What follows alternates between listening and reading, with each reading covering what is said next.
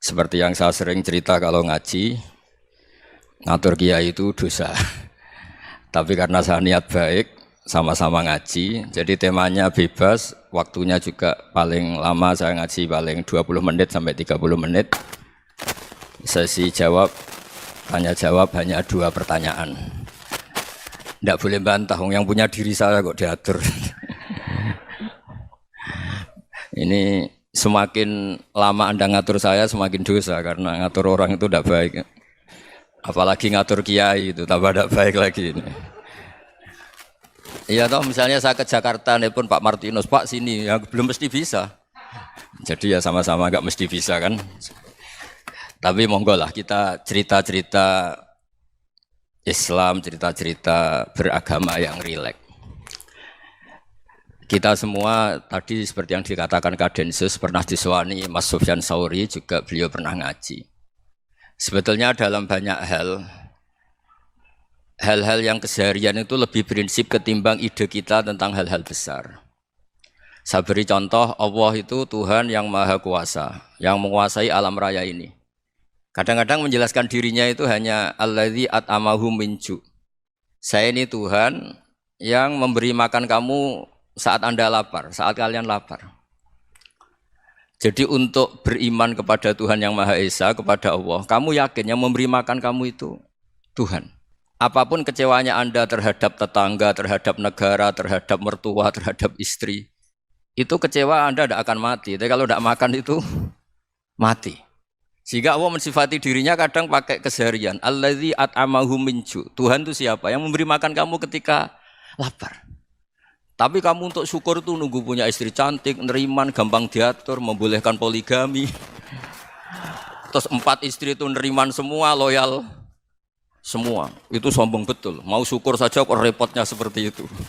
Jadi mau syukur ya ada makanan dimakan. Itu. Kalau ngantuk ya tidur. Ayatnya wa min ayatihi manamukum billaili wan nahar. Maksud ayat Allah itu tidur.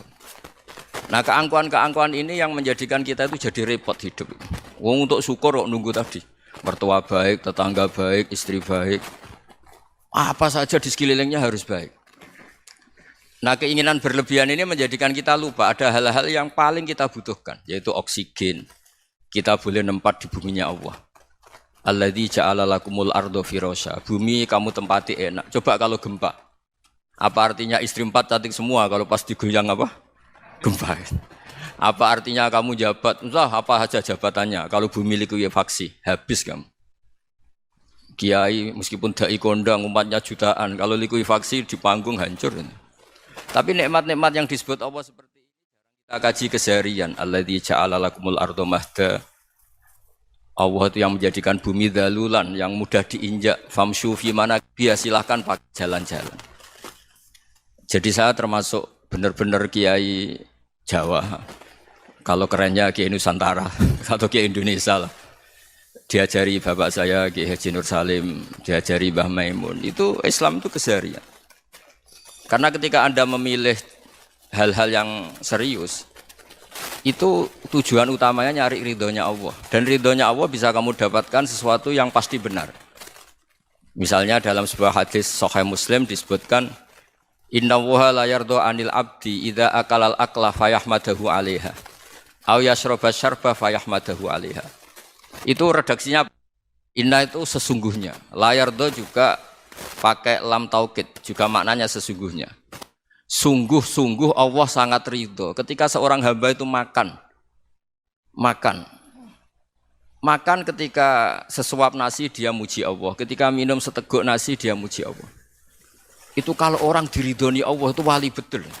Itu untuk jadi wali itu gampang. Kamu makan ridho, kamu nginjak buminya Allah ridho seneng, kamu hidup keseharian aman seneng. Nah ini supaya sampean kita semua ngaji betapa panduan Rasulullah untuk menggapai ridho Allah itu banyak yang keseharian sekali. Saking kesehariannya banyak dalam hadis dan itu sahih. Nabi menyebut hal-hal yang keseharian. Hatta ma tas'alu fi imra'atika. Kamu punya uang, kemudian istri kamu bisa makan, itu ibadah. Bahkan sebagian ibadah itu dicontohkan Nabi yang akhirnya diprotes sahabat. Yaitu wa fi buti ahadikum sedekah. Kamu menggauli istri kamu itu ya sedekah. Sampai sahabat bilang, yang benar ya Rasulullah.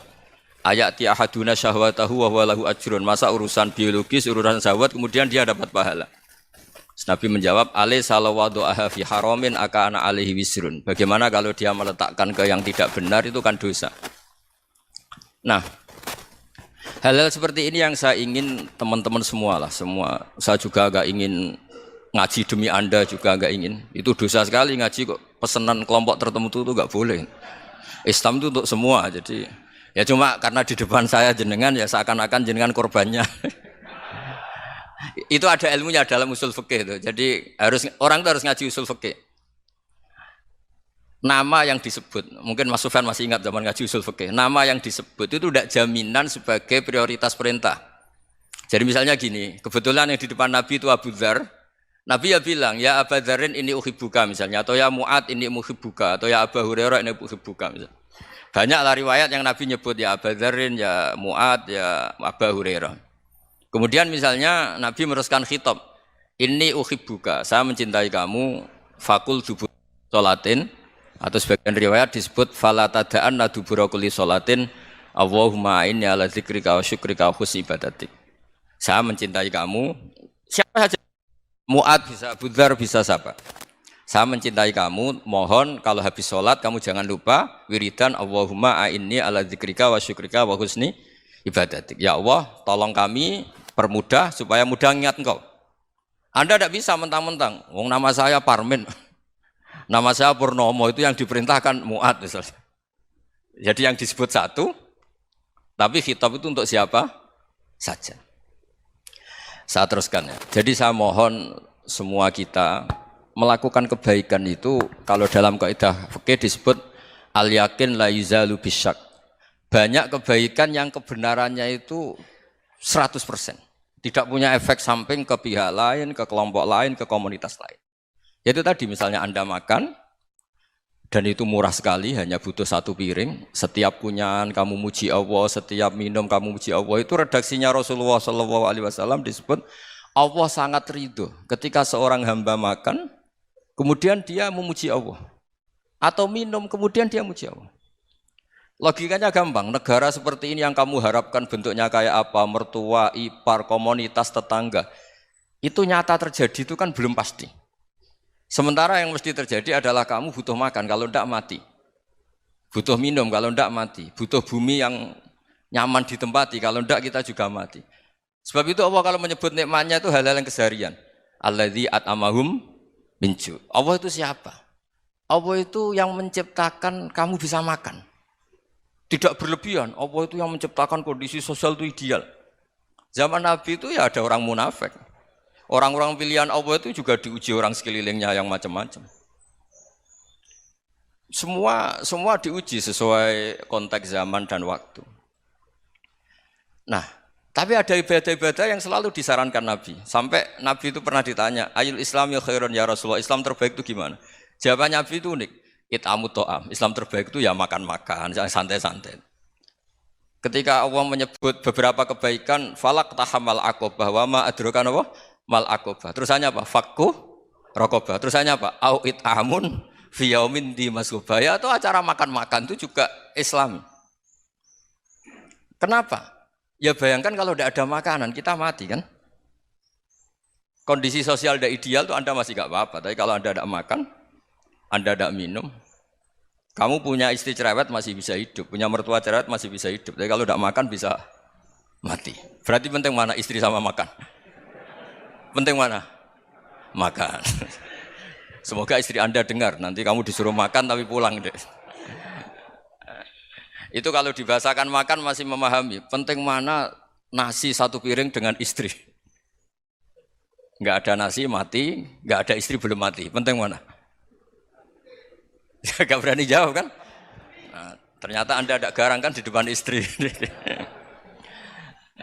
Jadi saya mohonlah, mungkin Mas Sufyan Sauri tadi yang bisa bantulah. Teman-teman tuh ngaji yang keseharian saja. Karena kita nyari ridha Allah itu berdasar firman Allah. Dan firman Allah itu menyebut keseharian tuh riang, gampang. Yaitu tadi misalnya wa min ayatihi manamukum billaili wan nahar. Termasuk ayat-ayat Allah itu kamu tidur. Maka dulu itu ada guyonan, ada tokoh Mu'tazilah, kelompok dalam Islam yang berpikir Manusia itu bisa menentukan ikhtiarnya sendiri. Karena saya bisa duduk, duduk, ingin berdiri, berdiri. Karena kelompok ini nggak terima kalau semua kehendak Allah, nanti bagaimana kalau semua kehendak Allah kok ada hisab ya, ada sanksi. Lucunya itu dia akhirnya ini cerita ya, mencintai seorang perempuan cantik sekali. Dan itu dia menjadi ahli sunnah itu oleh hal-hal yang sepele. Karena istrinya cantik, ya namanya suami istri hubungan intim. Terus ditanya, Mas, masih ingin lagi? Masih. Silahkan diulang lagi. Wah ya tidak bisa. Katanya manusia bisa menentukan yang diinginkan. Itu tobat itu. Itu nggak bisa ditobatkan Mas Sufyan Ats-Tsauri. Orang cantik yang mudah nobatkan orang itu orang cantik. Segampang itu. Akhirnya kita tahu, makanya kalau dalam kitab Hikam itu disebut al-aqil mayakul madza yaf'alu wa hubi wal ghafil mayakul madza af'al. Orang yang punya akal karena sadar ini wilayah Allah, semua milik Tuhan.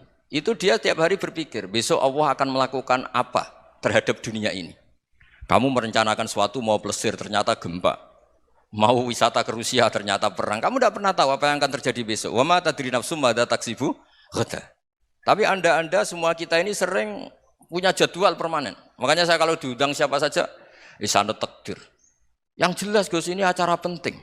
Ya masih acara penting nak pangeran ngersakno piye? Kok ape dadi pangeran? Kamu kok mau jadi Tuhan?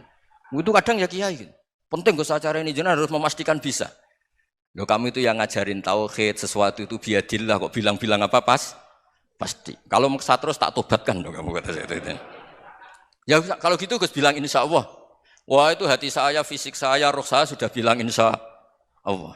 Tidak usah kamu latih kata saya. Nah hal-hal tauhid keseharian itu gampang sebetulnya. Wal ghafil yaqulu madza af'al. Tapi orang yang lupa Allah dia setiap hari bilang besok apa? Kita bisa melakukan apa? Seakan-akan dia itu aktor, dia penting, dia subjek permanen, dia. Padahal kita ini hanya objek kehendak Allah Subhanahu wa taala. Karena kita yakin sesuatu yang terjadi di alam raya ini kita tidak bisa apa-apa. Makanya saya sering ngaji, sering bilang saya. Ketika Anda mensifati Allah, Dia yang menghidupkan. Sudah itu tanamkan, sehingga ketika kita mati, santai saja. Kenapa santai?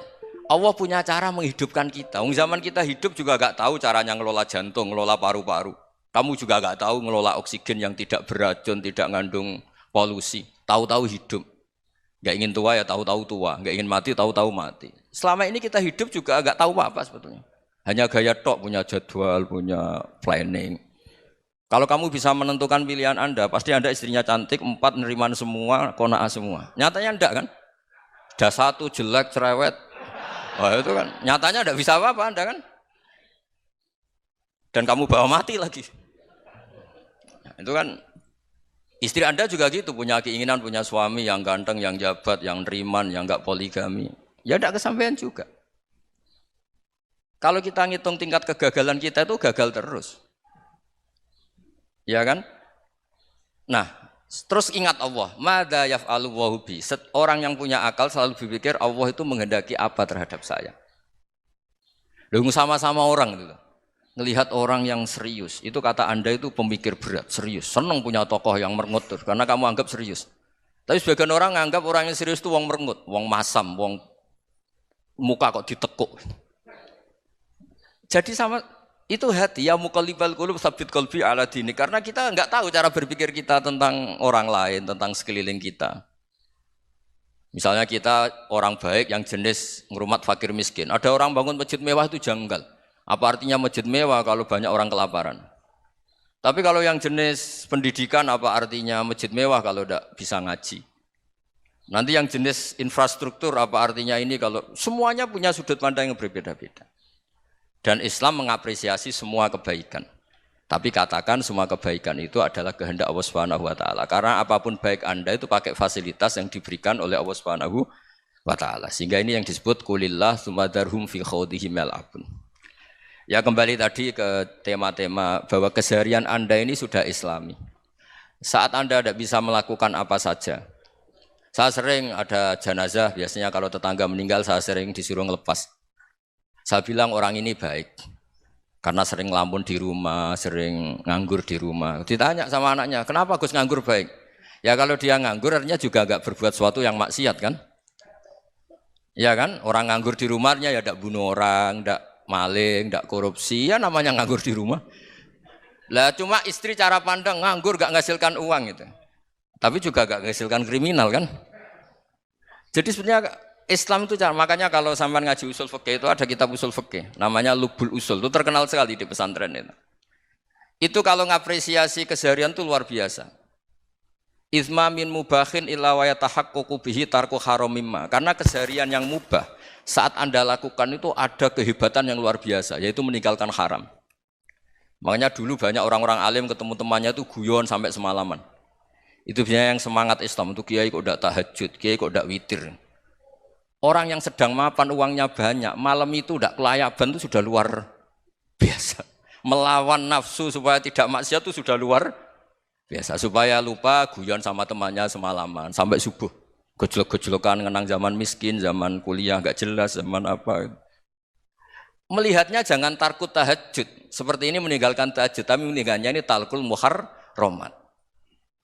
Jadi kayak apa hebatnya? Sehingga Imam Ghazali punya riwayat yang agak unik. Hatta takuna ibadatu akhiri hadil ummah iku an-naum. Sehingga suatu saat ibadah terbaik umat ini itu tidur. Itu kan riwayat kontroversi. Ketika Imam Ghazali ditanya, kenapa iya?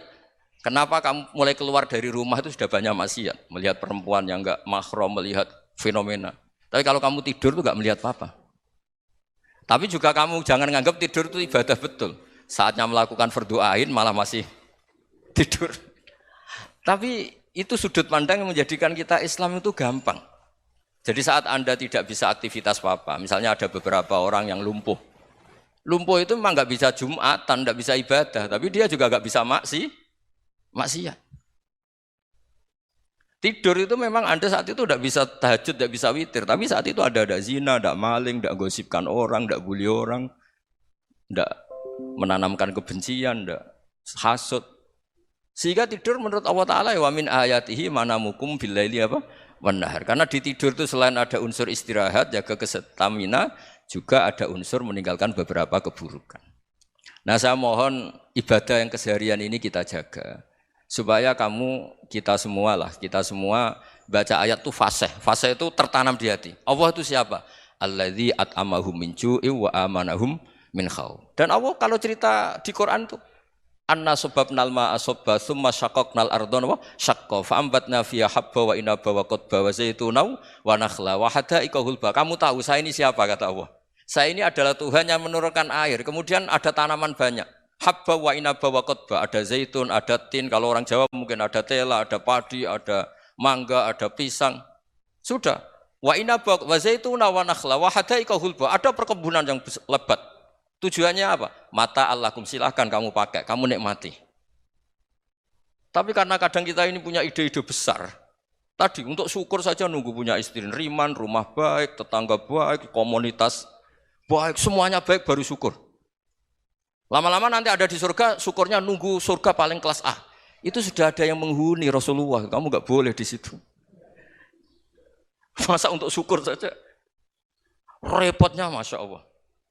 Jadi mohonlah Quran yang kalau Anda hafalkan juz amma itu kan ada ayat-ayat yang kayak tadi.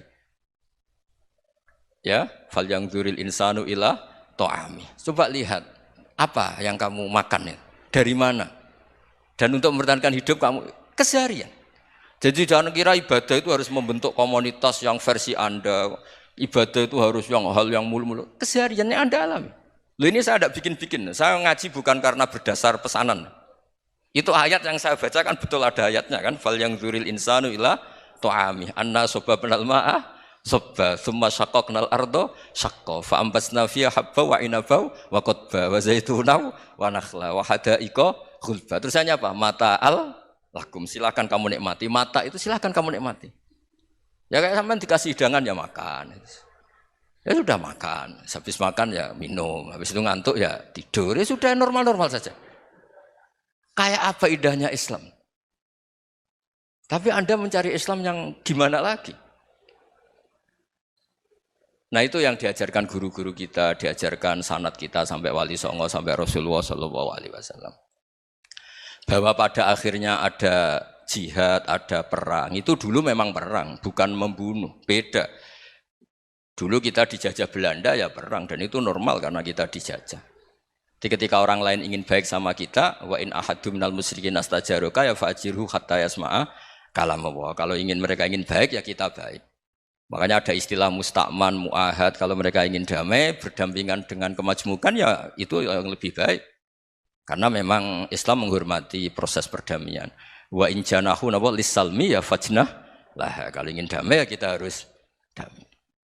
Jadi andai kan dulu Belanda datang ke Indonesia kok minta besanan. Ya mungkin kita juga senang karena memperbaiki hidung kan kalau minta besanan gitu. Nah tapi wong jajah dulu itu kan masalah kan? Apa? Masalah kan? Jadi saya mohon jadi apa? Makanya saya tadi minta sama Bapak Kadensus kemarin juga pernah main ke saya. Jangan sering ketemu saya ini sudah uzlah, saya ini sudah mau daftar jadi resi. Saya itu kemarin di muktamar juga agak datang, acara di Jogja juga sudah. Karena memang keluarga saya dulu itu bahasa ya, bapaknya bapak saya itu enggak keluar rumah itu puluhan tahun. Memang punya adat uzlah. Ya makanya ngaji saya ngaji aja yang gampang-gampang aja, yang enggak orderan, enggak pesenan ngaji aja dulu yang gampang. Saya ikhlas, yakin betul saya ikhlas. Ikhlas itu menurut saya itu roh. Orang enggak ikhlas menurut saya itu orang aneh. Ikhlas itu gampang, sudah saya bilang. Kalau kamu yakin ilmu itu milik Allah, ngasihkan juga ikhlas itu milik Allah. Apa sih yang kamu punyai sehingga kamu udah ikhlas? Uang milik Allah, energi kita milik Allah, bumi milik Allah. Kemudian kamu merasa memiliki. Merasa memiliki itu kalau dalam ilmu tasawuf sudah kesalahan kan. Bagaimana Anda punya? Coba tahu-tahu tanah itu kok milik Anda. Karena saya beli, saya beli dari orang, dari Zaid. Padahal yang asli punya itu Allah. Apa benar kamu pernah beli sama Allah? Zaid ini pemilik nisbi, pemilik yang enggak sebenarnya kan? Ya enggak? Yang benar-benar pemilik itu Allah. Kok kamu ngerasa itu bumi kamu itu atas nama apa? Coba. Milik kan harus beli atau dikasih. Enggak semua kan? Nah, makanya terus famshu fi manakibiha dan Allah menyebutnya, sudah saya ini yang menciptakan bumi. Waladzi ja'ala lakumul arda dalulan. Dan Allah menyebutnya sederhana, famshu fi manakibiha, silakan jalan-jalan. Terusannya apa? Wakulu mirizki, silahkan makan-makan. Jadi Islam itu ya makanya kiai-kiai itu ada acara makan, sampai ada guyonan fikuli makanin makan di setiap tempat ya makan. Nggih ngoten guys, pokoknya sing gampang-gampang mawon nggih. Nggih Mas Sufyan nggih sing gampang-gampang mawon nggih. Assalamualaikum warahmatullahi wabarakatuh.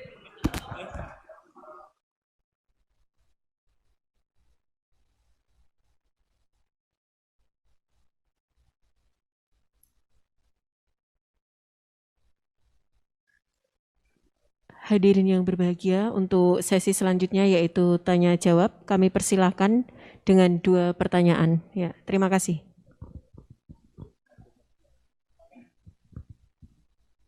Mohon sebelum mengajukan pertanyaan untuk menyebutkan nama dan asal. Terima kasih.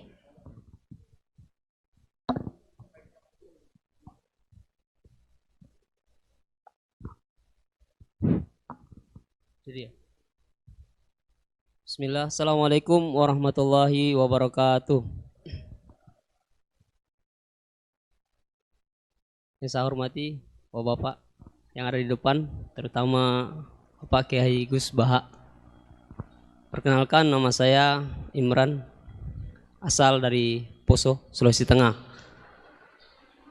Alhamdulillah pada kesempatan hari ini kita diberikan nikmat oleh Allah untuk bisa bertemu dengan Bapak Kiai yang mungkin secara pribadi dan mewakili mungkin perasaan teman-teman semua di sini, ada kerinduan, keinginan untuk berjumpa langsung dengan Kiai, dan alhamdulillah terlaksana dengan berkat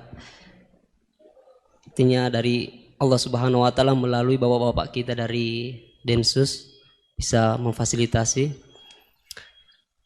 Pak Kiai, yang pertanyaan saya, kita ini kan teman-teman ini bahasanya ex napiter, pernah masuk dalam kesalahan kebencian terhadap negara. Bahkan di antara kita ini ingin membentuk negara sendiri. Ya kan? Apalagi kami dari Poso terutama MIT Mujahidin Indonesia Timur itu pengen bentuk komunitas bahkan negara di Poso gitu loh. Artinya ada kebencian-kebencian. Nah, bagaimana? Karena kami dulunya punya doktrin negara ini negara yang togut gitu loh. Negara kafir yang wajib untuk kita perangi, kita musuhi, dan orang-orang yang berkepentingan kita pokoknya kita basmi lah sampai tegak negara ini, negara Islam versi kami saat itu. Nah, mungkin ada pesan atau ujangan nasihat untuk kami ini untuk semakin kuat, ataupun ada kisah-kisah ataupun ayat-ayat yang menjelaskan bagaimana kita itu harus sungguh-sungguh mencintai negara kita yang kita cintai ini. Kemudian yang kedua Pak Kiai, terkait masalah ihsan ini seperti apa? Karena mahwal Islam, mahwal iman. Nah, ihsan ini kita mungkin yang belum terlalu kami pahami apa itu ihsan yang kata Nabi anta'budullaha ka'annaka tarahu fa illam takun tarahu fa innahu yarak. Mungkin ada penjelasannya Pak Kiai, Gus. Mungkin hanya ini yang dapat saya sampaikan. Assalamualaikum warahmatullahi wabarakatuh.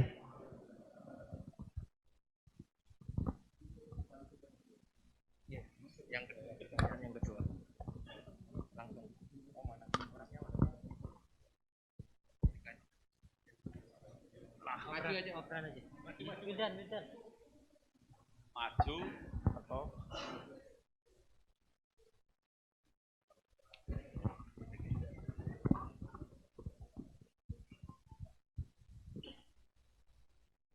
Assalamualaikum warahmatullahi wabarakatuh. Nama saya Wildan dari Malang. Alhamdulillah hari ini bisa bertemu dengan Gus Baha yang memang dari saya waktu di dalam udah ngikuti YouTube-nya pada masa itu. Dan di sini Gus mungkin terdiri dari banyak saudara-saudara kita yang dari berbagai tempat, berbagai karakter dan berbagai sifat. Nah, yang saya ingin tanyakan, bagaimana kita memupuk konsep persaudaraan tanpa memandang kepentingan duniawi. Karena kebanyakan dari kita bersaudara karena kepentingan, bukan bersaudara karena ya kita adalah saudara. Terus kemudian yang kedua yang ingin saya tanyakan itu, kita hari ini adalah mengalami degradasi moral yang luar biasa. Akhlak, sopan santun nyaris sedikit demi sedikit hilang. Nah, bagaimana cara kita untuk memupuk agar generasi kita selanjutnya tetap berakhlak, beretika terhadap yang lebih tua, ataupun kepada sesamanya, ataupun kepada yang lebih kecil. Mungkin sekian dari saya. Assalamualaikum warahmatullahi wabarakatuh. Monggo, silakan maju sama yang tanya. Mas Wildan, di situ aja. Jadi kayak diskusi betulan. Tadi siapa dari Sulawesi namanya? Pernah ngaji. Mas Wildan pernah ngaji. Tadi apa? Al-ihsan anta bidawaha ka'annaka. Coba diulang lagi. Al-ihsan Anta Abdullah ka'annaka tarahu fa illam takun tarahu fa innahu yaraka. Oh ya, bagus, masih bisa dibenarkan. Ya, bagus, masih ingat. Namanya siapa tadi? Imran. Ya. Memang orang sana kalau baca Imran apa Imron gitu? Dari sana Bugis Imran, jadi orang sana nggak pakai ro. Kalau orang ro, jadi pakai ra. Kalau ainnya? Ain pakai ain. Berarti apa? Imron gitu. Ya kalau sana tulisan KTP Imran. Apa bacanya orang-orang Sulawesi? Apa? Imran. Bismillahirrahmanirrahim. Ya, yang rileks saja ya. Saya pernah ketemu orang yang pakaiannya itu enggak, mungkin kalau orang syariat bilang enggak syar'i lah, pakai pakaian yang tidak syar'i. Tapi dia muslimah, dia ke masjid. Saya ditanya sama seseorang, Gus kok sama orang gitu mau bertemu gitu. Karena terus saya bilang, kenapa? Dia pakaiannya ada islami gitu. Oke, dia tidak pakaian islami itu nyata, tapi dia ke masjid itu islami, tetap sholat itu islami. Ketika dia ingin sholat dan tetap sholatnya pakai takbir, pakai rukuk, pakai sujud itu islami. Wong setelah di masjid ya pakai mukena, pakai. Kalau sama-sama nyata, Anda kan boleh ngingat sama-sama yang fakta gitu. Dia punya kesalahan dalam berpakaian, dia punya kebenaran dalam sujud, dalam rukuk, dalam ibadah. Dan itu tradisi Quran. Quran ya cerita fama ya'mal mithqala dzarratin khairan yarah wa may ya'mal mithqala dzarratin syarran yarah. Apa susahnya sih ingat dua-dua sisi itu? Sama bernegara atau bertetangga, kita bayangkan jangan bernegara dulu, terlalu luas, bertetangga saja ukuran. Karena nanti sama, bernegara sama bertetangga itu hadisnya sama. Kita di kampung itu ya ada masjid dan orang-orang yang enggak sholat juga nyumbang masjid. Bahkan ada yang nyumbang masjid banyak terus tidak sholat karena keramik saya sudah sholat katanya. Saya pernah ketemu orang model gitu itu ya ada. Jadi, tapi ada juga yang sholat terus tapi nggak pernah nyumbang masjid. Ya orang banyak. Intinya itu Allah itu punya tradisi, punya sunnatullah. Kebaikan ya dihitung, kejelekan juga dihitung. Dulu ketika Rasulullah SAW hidup bersama komunitas yang majmu', itu sebetulnya permintaannya Nabi jangan halangi kami saat mau beribadah. Dulu sampai perang karena mereka menghalangi. Sebenarnya problem mereka wa yasudduna an sabilillah, menghalangi. Sebenarnya kalau dulu saling toleransi ya enggak ada masalah. Artinya ketika Anda ingin sholat di Indonesia agak dihalangi, ingin pengajian enggak dihalangi, sebenarnya ini enggak ada masalah. Ya soal ada kebaikan, ada keburukan ya mulai Nabi Adam sampai sekarang sampai kiamat. Itu cara pandang. Jadi cara pandang kita terhadap orang lain itu harus hal-hal yang nyata. Kalau kesalahan mereka nyata, kebaikan mereka juga nyata. Kenapa kita hanya ingat sisi yang jelek, tidak ingat sisi yang baik? Saya sering cerita ke santri-santri saya, bahwa setiap saya pengajian diundang orang di mana-mana itu saya mesti istighfar. Karena nggak ada pilihan. Saat saya datang ke pengajian di Sulawesi, misalnya saya tinggal ngaji di sini. Saat saya ngaji di sini, tinggal undangan yang di sana. Hidup itu tidak banyak pilihan, meninggalkan kebaikan, melakukan kebaikan. Artinya gini, dalam kebaikan saja ada kebaikan yang ditinggalkan. Apalagi dalam kejelekan. Makanya di sini ada pepatah terkenal dalam ilmu tasawuf itu. Wastighfaruna yahtaju ilal istighfar. Saat Anda baik saja butuh istighfar. Bapak saya kalau guyon gini, Mas Sofyan. Ada imam istiqomah jadi imam masjid sampai tua sampai batuk-batuk. Itu bagus istiqomah. Tapi itu masalah kata Bapak. Akhirnya enggak kaderisasi katanya. Itu istiqomah apa enggak mau diganti orang lain katanya. Ada kiai dai di mana-mana. Itu mesti orang muji, "Oh itu dai di mana-mana, laris enggak pernah di rumah."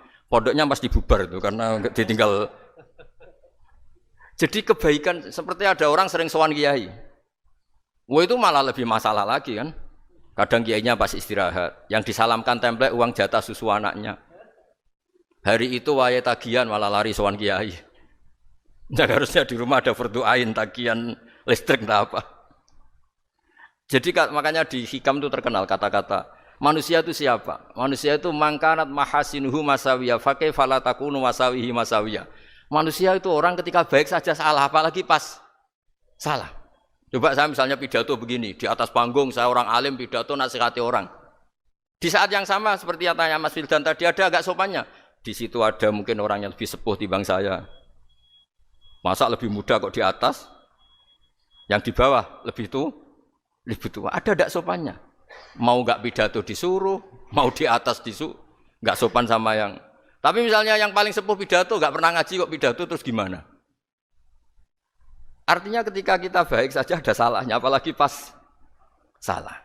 Sebab itu ajaran Rasulullah itu suruh berdoa Rabbana dzalamna anfusana. Sebelum minta itu merasa ya Allah kita ini mendolimi diri kita sendiri. Karena dalam pilihan-pilihan itu pasti ada salahnya. Coba misalnya Anda bangun masjid habis 2 miliar. Yang harusnya 1 miliar sudah jadi. Terus nanti suatu saat ketemu Allah ditanya, Itu ada orang miskin, fakir miskin, yatim. Andai kan kamu sumbang 1 miliar itu sejahtera semua. Gara-gara kamu bangun masjid terlalu mewah. Ya tapi kadang-kadang orang kebaikannya itu orientasinya bangun masjid, gak tertarik nyumbang fakir. Saat itu cara berpikir gitu mau apa? Tapi kalau dia mau luhur manusia terbaik karena bangun masjid 2 miliar, coba diaudit secara kepentingan syar'i. Penting mana dengan ngasih makan fakir miskin? Penting mana dengan menikahkan janda misalnya? Penting mana dengan pendidikan? Apa artinya masjid mewah orang nggak tahu halal haram, nggak tahu najis, nggak tahu cara sesuci, nggak tahu cara adzan yang benar. Terus penting mana untuk beli kitab sama dipakai masjid? Apa artinya beli kitab apa tapi nggak makan? Penting mana makan sama beli kitab? Ada auditnya. Makanya manusia itu ketika baik pun disuruh istighfar. Apalagi ketika salah. Nah dengan perasaan seperti itu kebencian pada orang lain luluh karena potensi baik pada orang lain ternyata tinggi. Dan potensi salah ke kita juga tinggi. Nah dilatih gitu. Jadi di Ihya itu ada kitab tawaduk. Kitab tawaduk itu dilatih, ketemu orang tua. Huwa aksaru ibadatan. Dia mesti ibadahnya lebih banyak karena lebih tua timbang saya. Pasti sholatnya lebih lama timbang saya. Ketika Anda sudah tua melihat anak-anak, huwa aqallu minni maksiatan. Mesti maksiatnya tidak banyak karena masih kecil. Terus ketika melihat orang fasik maksiat, la'allahu yatubu alaih fa innahu tawwabur rahim. Mungkin Allah memberi tobat, bisa saja. Umar itu ingin bunuh Nabi, tapi Allah memberi tobat. Yang sowan kiai saja tidak mesti dapat tobat. Umar ingin bunuh Nabi, tapi Allah memberi tobat. Akhirnya ya tobat jadi Islam yang baik. Dalam sejarah Wali Songo, Kalijogo sowan Sunan Bonang itu ingin garong, tapi malah jadi muridnya jadi wali. Kalau Allah sudah menghendaki tidak ada ya. Perang Uhud orang Islam kalah itu karena panglimanya siapa? Khalid bin Walid. Tapi dia malah yang dapat hidayah. Nah sama orang yang sekarang Anda benci bisa saja Allah merencanakan ada apa? Hidayah di situ. Dan kita yang merasa benar jangan saja ada rencana Allah bikin kita su'ul khotimah. Na'udzubillah min dzalik, kan tidak pernah tahu. Nah, dari tidak pernah tahu itu orang diusahakan tawadhu. Wa ma adri ma yuf'alu bi wala bikum, kita tidak pernah tahu. Makanya meskipun saya ini kiai terus kata orang banyak itu ketop. Kalau istighfar ya nangis betul ya. Cuma kan nggak perlu di depan umum. Nanti ada penampilan kan ribet kan nanti. Sudah nangis nggak ikhlas, nggak mutu. Ya gitu ya. Yang Mas Wildan tadi apa pertanyaannya diulang? Selain masalah akhlak tadi. Tentang bagaimana cara kita bersaudara tanpa memandang kepentingan duniawi. Nah ya makanya tadi saya bilang bernegara itu pakai hadis, misalnya Nabi pernah ngendikan kamu itu punya 3 tetangga, yang satu punya 3 hak, yaitu dia tetangga kamu, dia seagama kamu, dia sesaudara kamu. Jadi ada 3 hubungan, seagama, sesaudara, dan tadi apa? Dia tetangga kamu, dia seagama dengan kamu, dia masih kerabat kamu. Terus ada tetangga yang punya 2 hak, yaitu dia tetanggamu seagama dengan kamu tapi tidak sekeluarga dengan kamu. Terus ada tetangga yang punya 1 hak, dia tidak keluarga kamu, dia tidak seagama dengan kamu tapi tetap punya hak karena itu tetangga kamu. Dan itu kata Nabi semuanya berhak kamu baikin karena ada hakul jar. Makanya dulu doa ada bil kubri itu ceritanya sederhana. Ada seorang perempuan Yahudi ya, sowan Sayyidah Aisyah. Kalau sowan ya dikasih uang sama Sayyidah Aisyah. Padahal Yahudi ya. Ketika dikasih uang, terus si Yahudi tadi, semoga engkau diselamatkan dari siksa kubur. Zaman itu Sayyidah Aisyah belum dengar hadis tentang siksa kubur. Setelah Rasulullah datang, saya tadi diminta didoain, ya saya terima karena saya enggak percaya. Terus Nabi ngendikan itu benar adanya siksa kubur. Ketika komunitas Yahudi di Madinah itu puasa Asyura, Nabi coba tanyakan mereka, kenapa puasa Asyura? Padahal orang Yahudi. Oh, terus setelah ditanya, yaumun najjawahu fihi Musa, itu hari di mana Allah menyelamatkan Nabi Musa, kata orang Yahudi. Terus kata Rasulullah, nahnu ahaqqu bi Musa, saya juga berhak menghormati Musa. Kemudian Nabi puasa. Suatu saat lagi ada orang Yahudi datang, ya Rasulullah, ya Muhammad, manggilnya ya Abul Qasim karena orang Yahudi. Ya Abul Qasim, nanti nasib langit bumi ini di mana? Manusia yang sudah mati-mati di mana ketika bumi dihancurkan? Mayat-mayat yang sudah di kuburan di mana? Terus orang Yahudi tadi bilang, inna woha wadu as-samawati ala dzih wal arodina ala dzih. Soalnya Allah itu bisa saja mengelola langit bumi yang sudah hancur gini-gini. Nabi itu tertawa-tawa. Dalam sebuah riwayat disebut hatta badat nawajidu, tertawanya Nabi itu lepas sampai giginya kelihatan. Kata rawinya tasdiqan liqaulil khabri karena Nabi membenarkan orang Yahudi tadi. Jadi intinya dalam banyak hal itu ya dicari kesamaan. Makanya kalau interaksi dengan kelompok lain kata Nabi la tusaddiquhum wa la tukadzibuhum. Kamu jangan mengiyakan juga jangan menolak. Kamu tolak jangan-jangan pas yang sama dengan ajaran kita. Kamu benarkan jangan-jangan yang tidak sama. Ya sudah kalau enggak sependapat ya jangan ngambil sikap. Nah, itu juga yang dipraktekkan Rasulullah SAW. Nabi yaqumu lailatan yuraddidu hadil ayat. Nabi pernah sholat 1 rakaat hanya ngulang 1 ayat. Itu aja agak selesai. Yaitu ngulang-ngulang ayat. Fa'aqulu kama qala al-abdus sholeh in tu'adzibhum fa innahum ibaduk wa in taghfir lahum fa innaka antal azizul hakim. Pun Gusti kula nyerah. Semua ini hamba jenengan monggo jenengan napakno sing duwe jenengan. Intinya itu ini wilayah jenengan ndak wilayah saya. Nah kadang-kadang kita sebagai manusia itu jumawa seakan-akan itu wilayah kita. Kita nyiksa terserah kita, mengampuni ya terserah kita. Padahal tidak milik kita. Dunia ini milik Allah Subhanahu wa taala. Makanya yang terakhir saya ijazah bapak. Bapak saya itu orang hafal Quran, alim tapi lucu, senengannya guyon. Kalau ngajarkan saya tauhid, tasawuf itu gampang. Hak kamu punya tetangga, punya Innova. Terus kamu berpikir, kamu miskin berpikir. Itu pajaknya saja berapa? Kalau bannya sudah halus itu gantinya kayak apa, kalau rusak kayak apa. Terus kata bapak, orang melok duwe kok mikir, udah ikut punya kok mikir. Terus coba kamu nggak ikut punya Alphard, terus saya mikir, wah itu pajaknya berapa Pak Martinus, bisa dipakai beli motor kan, pajaknya apa? Alphard ini. Oh nggak ikut punya kok. Nah, dunia itu rawekmu, mbok pikir lah apa ono sing duwe. Maksudnya dunia itu milik Allah, apa kamu pikir itu milik yang punya gitu. Nah, itu yang dimaksud dalam ilmu tasawuf da'it tadbir fama qoma bi ghairuk la tuqim bihi nafsak. Sudah kamu tidak usah ikut campur. Itu wilayahnya Allah katanya karena wong enggak ikut punya kok ikut mikir. Anda benci orang. Benci sekali karena dia tauhid misalnya. Jangan-jangan Allah punya rencana memberi hidayah dia. Atau Allah punya rencana dari dia keluar orang-orang Islam yang soleh. Makanya ketika malakul jibal, ya Rasulullah saya disuruh Allah terserah engkau. In syi'ta an udbika alaihim al-akhshaban. Kalau engkau mau orang-orang yang mendustakan kamu saya hancurkan. Apa jawabannya Nabi? La, jangan. Bal arju ayyukhrijawah min aslabihim ma ya'budullaha wa la yusyriku bihi syai'an. Itu di Bukhari. Enggak, bisa saja sekarang dia kafir, anak turunnya jadi Islam. Dan betul. Abu Jahal punya anak Ikrimah, Abu Lahab punya anak Darrah. Walid itu musuh besarnya Nabi, punya anak Khalid. Ya sudahlah, kita selalu berharap bahwa ini wilayahnya Allah. Sudah kita berharap agama ini bagi yang selalu punya harapan. Limangkana yarjuwaha, orang yang selalu punya harapan. Kita berharap tambah hari tambah baik, tambah damai, tambah kondusif, tambah segalanya baik. Dan saya seperti ini juga ingin ikhlas dan akan selalu ikhlas. Ya saya sering bilang kalau pejabat mau sini itu sering tak ngel-ngel. Saya ini sudah ingin Indonesia itu baik itu tanpa diminta. Kalau diminta itu malah seakan-akan saya belum melakukan. Kan? Sudah saya lakukan kok baru minta, karena ini wilayah kita semua, artinya ingin baik itu keinginan kita semua, status kita. Kata Sayyid Zabidi dalam kitab Ithaf, keinginan baik itu syakhsiyatuk wa hakikatuk. Itu kamu sekali. Manusia itu kan kata Allah Taala, saya pertama menciptakan manusia itu khunafa, orang yang berkeinginan baik. Baru digoda setan terus macam-macam. Jadi keinginan baik itu hakikatuk wa syakhsiyatuk. Itu kamu sekali. Ingin baik itu kamu sekali. Itu status kamu katanya. Makanya orang preman kayak apa, mabuk kayak apa, ada orang kecelakaan, pikiran pertama itu nolong, itu yang normal.